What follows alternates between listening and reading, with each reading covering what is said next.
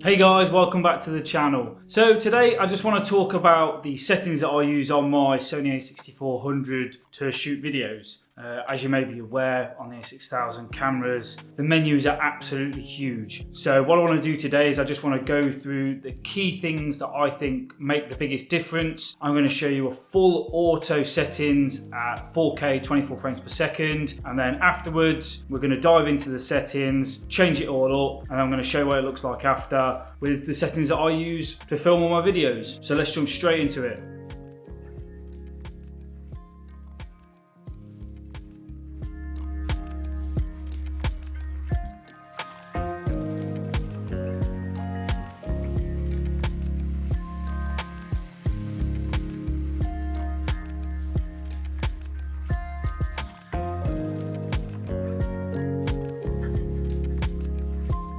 So firstly, I'm filming this handheld on a GoPro, so hopefully it doesn't look too terrible, but you'll get the idea. So let's just jump into the menu. From there, obviously you can see we've got 4K HD, we're going to use 4K, and we're going to use 24 frames per second with 100 megabits, so highest bitrate recording. Then we're going to use the function menu, and these are just all the things that I think are most relevant. Now obviously two of them are grayed out because one is interval shooting, so it's obviously for photos, and the other one is steady shot, which the lens I've currently using doesn't have. So auto assist is for the gamma display. So I'm currently shooting in S-Log2, so obviously if I turn it off, it's not going to show me a realistic Rec 709 S-Log2. So we put it onto auto, or you could select S-Log2, but I'll just leave it in auto because if I was to change, it's there. If we go down, zebra display, there's not currently anything which is overexposed, but if it was, the zebra display would show. Same with the peaking display. Focus area, now focus I use wide. That is important because to use face eye priority, so for autofocus, so for in 4K on the A6400 it will detect a face. To do that you have to be in autofocus continuous, so we'll select that setting as well. You can only have autofocus or manual focus, so autofocus continuous, and you also need to be set to wide. If you've got those two things in place, then the autofocus will detect faces in 4K. Next, the marker display, so just the markers, pretty self-explanatory. Audio, I've set mine to 5, so that's for both my Rode Wireless Go and also the Rode Video Mic Go 2. But obviously you can click into there, set whatever you want.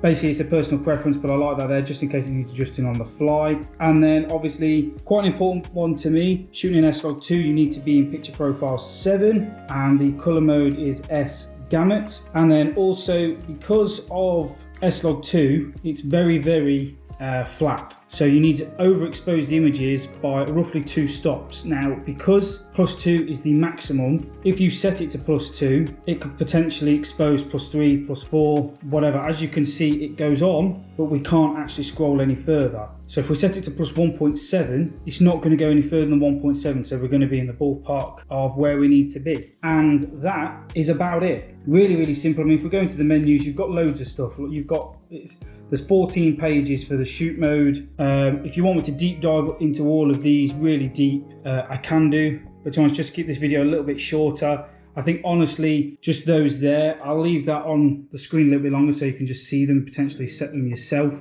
So I think if you have just these settings, honestly, you really will get great footage and you won't really need to do much else at all with the camera. Obviously, this is also working off the requisite that we're doing 24 frames per second, so we've got twice the shutter speed, which is set there. Then obviously we're 1.7 overexposed. I'm shooting in f1.4, but I mean we can change that to, you know, as you get a bit dark at f14, but that's a personal preference as well. And obviously with that the ISO would change.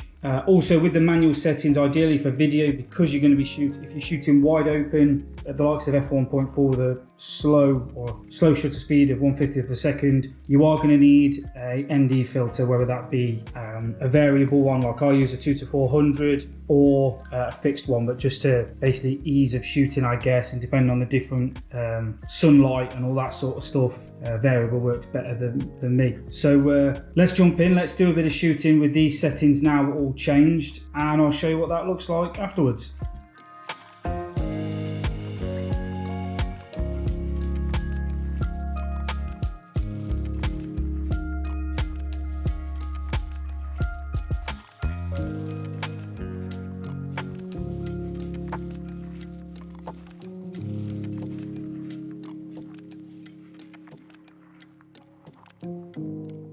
So I hope after all of that you can see that it's pretty easy to change all the settings. It makes a massive difference. Just spending 5 minutes playing about with the camera just to get the full potential of it. So hope you enjoyed the video. Please like, please subscribe, plenty more coming. I'll catch you guys in the next one.